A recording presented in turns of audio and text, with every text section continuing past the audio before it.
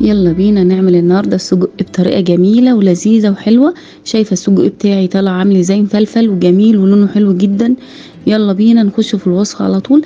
انا نزلت هنا بالبصل وعليها فلفل اسمر وعليها كمون وعليها حبهان وعليها قرفه وعليها كزبره وعليها 7 بهارات وعليها لومي وحبهان على جوز الطيب ومعايا شطه والملح، وفضلت ادعك كويس جدا لحد ما خليت العطور بتاعه التوابل طلعت مع البصل، وعليهم قرن فلفل، وحطيت الخضره بتاعتي حزمه كزبره حزمه بقدونس حزمه شبت، وحطيت نص كوبايه زيت، وقلبت كل الخضره بتاعتي بالبصل بالخضار كله على بعضه.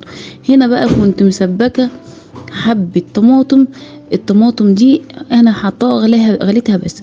حطيت بقى الرز وقلبت بعد ما قلبت كله ونزلت عليها على الرز بتاعي. هنا بقى انا عايزه افرك الرز بتاعي وادعكه كويس جدا بالصلصه. خلاص هنا بقى انا جبت السجق. عايزه اقولك ان السجق بتاعي الماده الدهنيه اللي فيه بيبقى فيه دهن كده، بعد ما غسلته ونضفته كويس جدا بخلي الدهن من جوه. شايفه السمك بقى كده، ده السمك اللي احنا عايزينه. انا ما تمليش السجق معاكي جامد علشان يطلع كويس.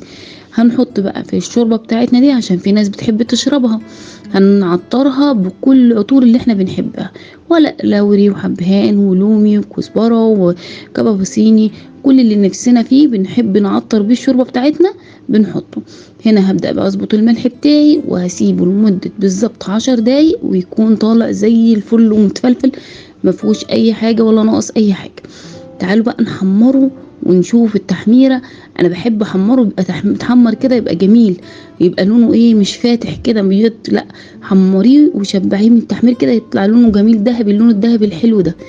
خلاص يلا بقى نرص ونحط خضرة كده في الطبق بتاعنا ونطلع ونرص السجق بتاعنا. اسرع من وصفة ممكن تعمليها في حياتك، سريعة جدا، وصفة بسيطة خالص. عملت جنبه شوية سلطة كده بساط، وحطيت شوربة جنبه من الشوربة اللي احنا عطرناها الحلوة بتاعته، وخلاص على كده.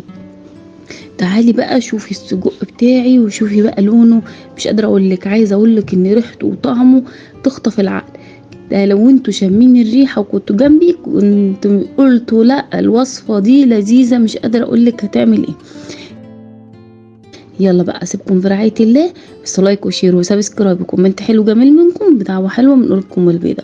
ما تنسوش واللي لسه مشترك معايا في القناة جديد يفعل الجرس على الكل.